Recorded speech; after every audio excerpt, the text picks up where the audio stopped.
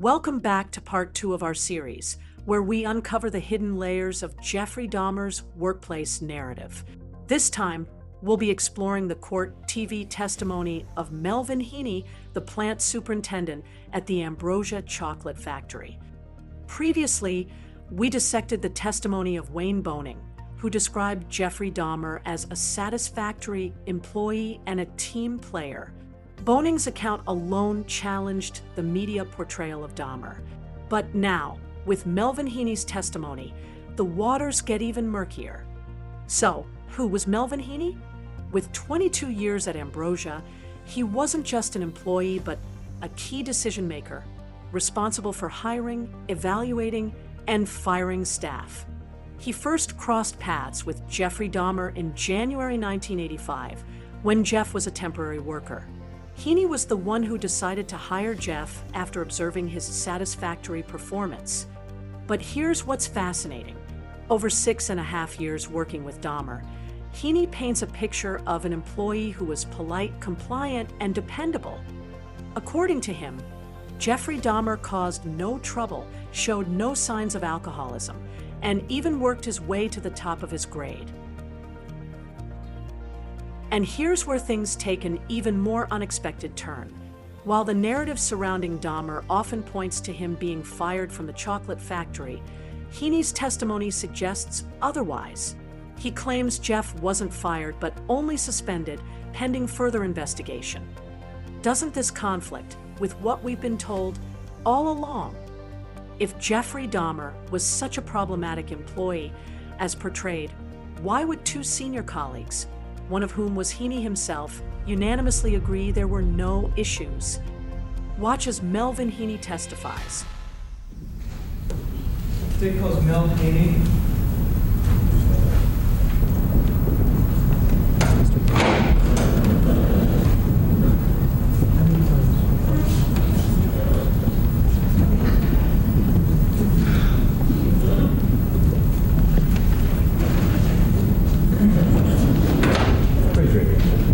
Swear all testimony you're about to give in this matter will be the truth, the whole truth, and nothing but the truth shall be gotten. I do. Please be seated, sir. And then would you state your name, spelling your last name, please? Melvin Heaney, Heaney. And Mr. Heaney, you're employed at the Westside Chocolate Company, is that correct? Yes, it is. And how are you employed there? I'm a plant superintendent. And how long have you been employed by the Westside Chocolate Company? Approximately 22 years. And in the course of your duties, do you make hiring and firing decisions? I aid in those, yes, I do. Okay. And do you take part in evaluating employees? Yes, I do. And in the course of your duties, approximately how many people are you responsible for supervising? At peak season, probably from 50 to 70 people. Okay. And when it's not peak season, how many? It drops down lower to 45, 50. Okay. And at some point you came in contact with a person now known to you as Jeffrey Dahmer, is that correct? Yes, it is. Can you identify him by where he's seated and what he's wearing in the courtroom? Jeff is sitting right there. Just say what he's wearing. Okay. He's wearing a blue coat, blue blazer. And when did you come in contact with Mr. Dahmer first? Approximately January of 1985. And what were the circumstances of your coming in contact with him? Jeff was being considered for hiring. Okay. And had he worked at all at the Westside Chocolate Company before then? No, he didn't. Okay. How did he come to become affiliated with the Westside Chocolate Company in January of 1985? I believe Jeff, to the best of my recollection, worked as a temp for approximately a short period of time. Okay. After that, was he hired by the company in a regular position? Yes, he was. And was he hired because his performance was good? Yes, it was. And then was he placed on a probationary period?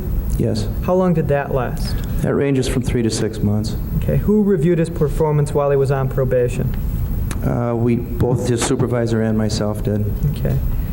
And did you recommend that Jeffrey Dahmer be hired after the term of his probation and get off his probationary period? Yes, we did. And why did you do that? Because Jeff's performance was satisfactory. Did a nice job. Okay. And at some point you recommended that he be advanced to the top of his grade, is that correct? Right, along with his supervisor. Okay.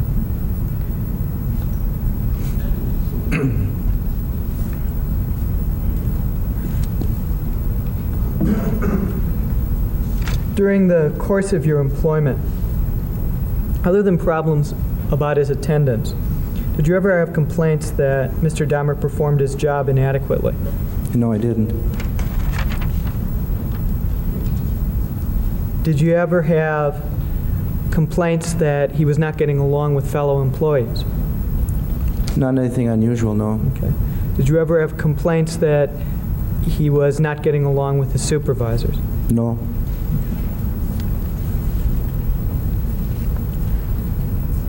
During the time that you knew Mr. Dahmer working at, the period of time that you knew that Mr. Dahmer was working at the Westside Chocolate Company then would be January of '85 until July of '91. Is that correct? Yes, it is. And during that time, did you have the opportunity to make observations of Mr. Dahmer's demeanor? Quite frequently, yes. Do you recall him ever getting upset at work? No, not out of the ordinary. By not out of the ordinary, what sort of thing do you mean? Well, periodically, people always get upset with their jobs. There's little flare-ups here and there. Something isn't going right. They don't feel well, so nothing uncommon. What would he do when he got upset? No, nothing really. Just doggone it, you know. Do you ever get in physical fights with anyone? No. He did start developing an attendance problems over the period of the past few years. Is that right? Yes, he did.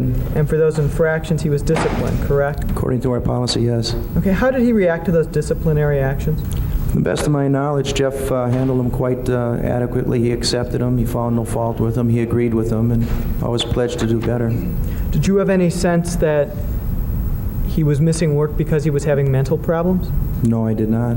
Did you have any sense that he was missing work because he didn't understand what the requirements of his job were? No, by no way. Did you have any sense that he was compelled to miss work because of some sort of mental deficiency? No. There came a time when Jeffrey Dahmer was actually arrested at the Westside Chocolate Factory. Is that right? Yes, it was. What occurred when that happened? The series of events Series of events that you knew about. that I knew about. Well, I was summoned by our security guard one evening. There was two detectives standing down by the door, and they wished to see Jeff Dahmer.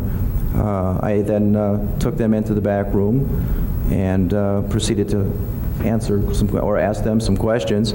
So they basically told me that they'd like to have Jeff and they need to take him away. So I called his supervisor. Supervisor brought him down, and he talked with the two detectives, and they cuffed him and took him away.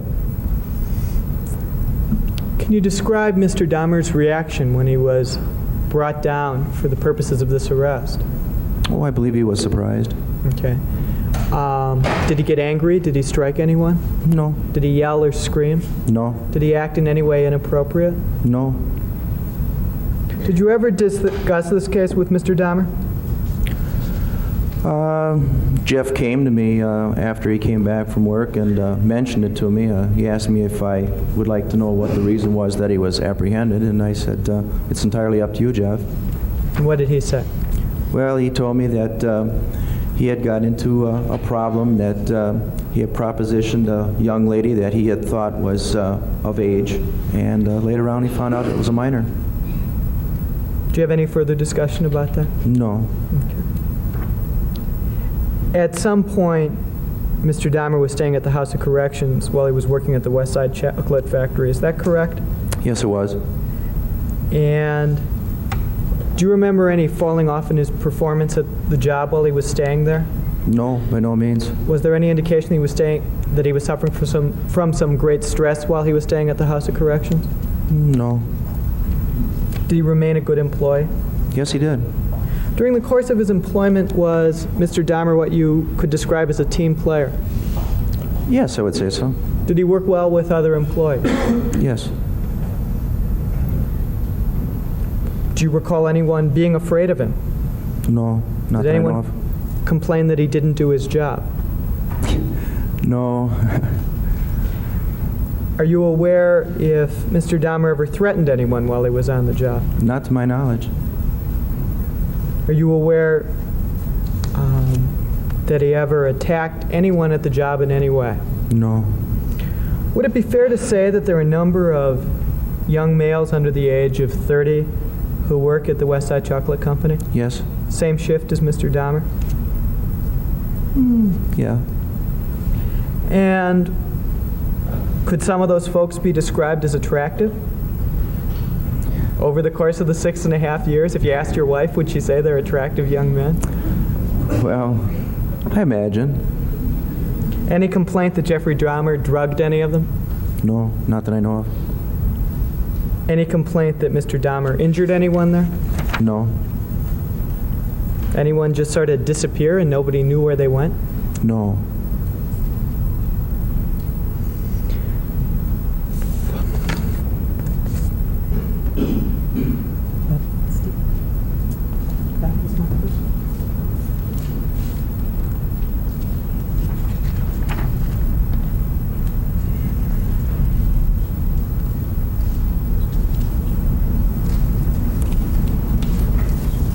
Showing you what's been marked as Safety Exhibit 60. Could you tell me what that is?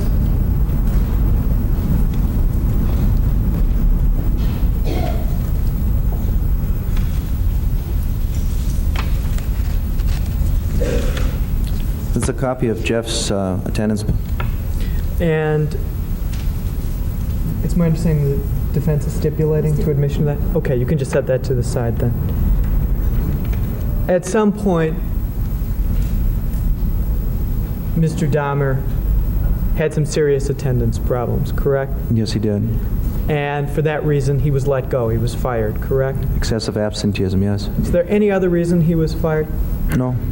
During the last days of employment of the job, excepting the last day, were there any complaints about his performance and how he worked as a mixer? Could you restate that, please? Okay. During his last days on the job, other than his problem with his attendance, were there any other problems noted in his record regarding how Mr. Dahmer performed his duties? Not his last days, no.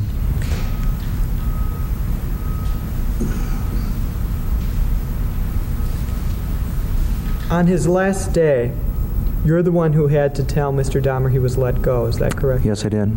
And as a matter of fact, you became aware of the fact that he was drinking on the job, weren't you? Or you believed that? Not really. He had a little bad breath, but Okay. When you told him he was fired, how did he react to you? well, I didn't say he was fired. I What? suspended him pending further investigation. Okay, when you suspended him, how did he react?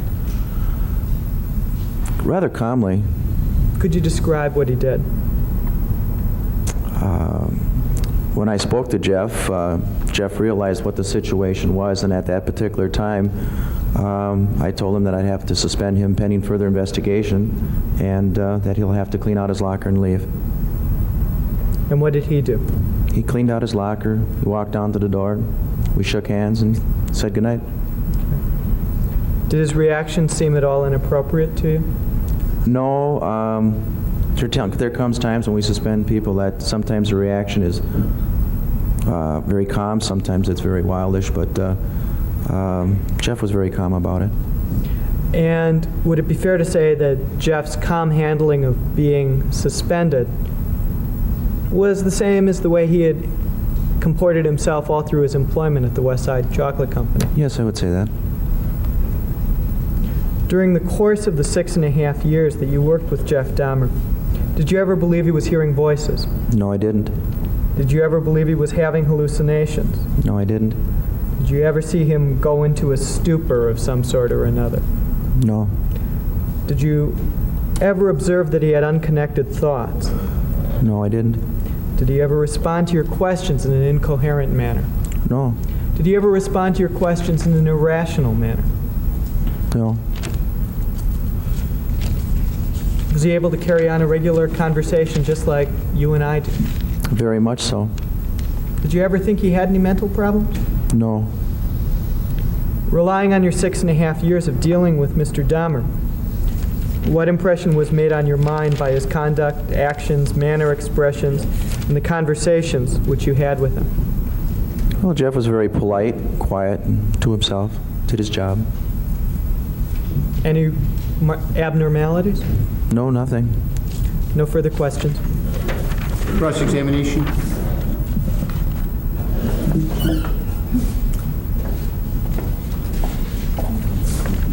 Mr. Heaney indicated that you ultimately hired Mr. Dahmer because his performance was good. Yes, I did. Okay, and that his performance was satisfactory, and he did a good job, so you continued to hire him full-time, is that Yes. right? Would it be fair to say that through 1990, his attendance at the Westside Chocolate Factory was good? Yes. Okay. We've heard testimony here that in 1991, his attendance started to falter, and that was ultimately the reason he was let go. Is that correct? Yes.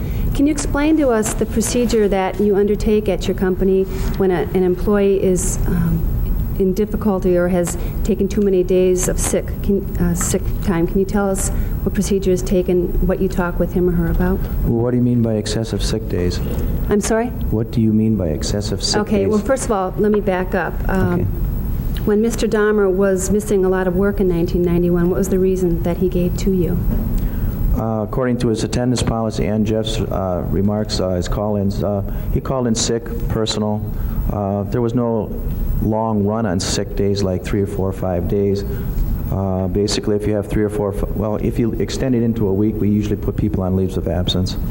Okay, so when he started to be gone too long, can you explain what type of or let me back up. Did you have any conversations with him about his tardiness?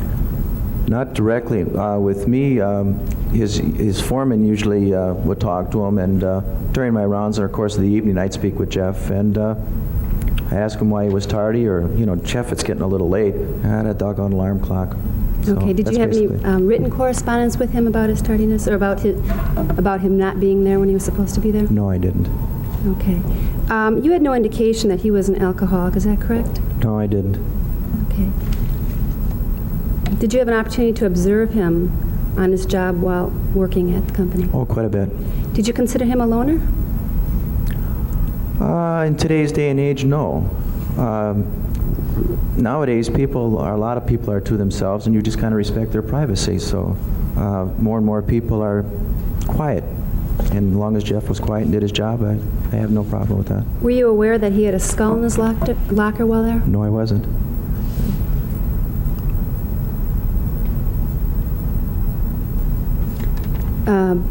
When it was to the point where it appeared that he had been missing too much work, who was the person that spoke with him about the fact that he was in real trouble and he better watch it?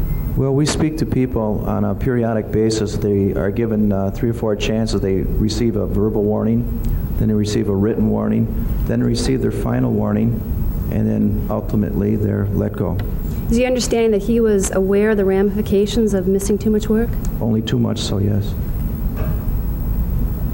Have you ever socialized with Mr. Dahmer outside of work? Outside of work, no, I haven't. Have you ever been to his apartment at all? No, I haven't.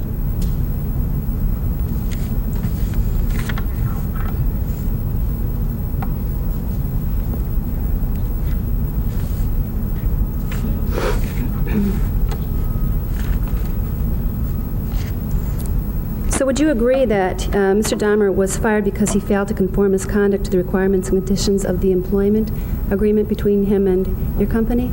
For excessive absenteeism, yes.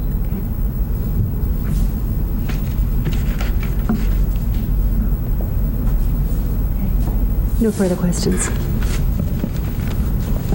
Yeah.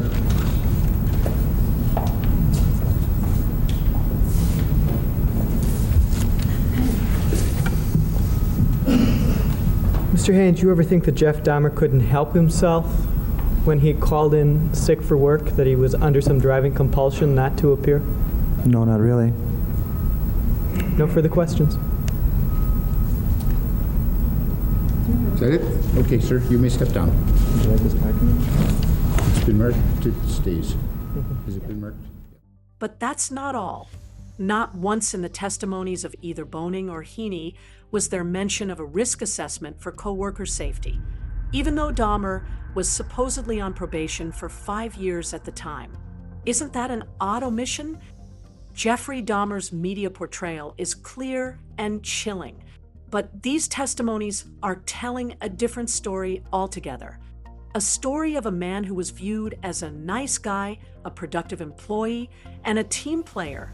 This stark contradiction raises the question we've been building toward. What's the truth? Is it possible the narrative surrounding Jeffrey Dahmer's life before his arrest has been shaped more by sensationalism than fact? And what does it say about how we process the story when the details of his daily life unravel under scrutiny? Now, we ask you, the audience, to weigh in. What do you make of these testimonies compared to the media narrative of the Milwaukee cannibal? Are they clues to a larger question about how much we truly know? Share your thoughts below. We're eager to hear your perspective. If you're as intrigued as we are about peeling back the layers surrounding this infamous case, make sure to like, share, and subscribe. And remember, your comments drive the conversation forward. Join us next time as we continue to unravel the truth about Jeffrey Dahmer.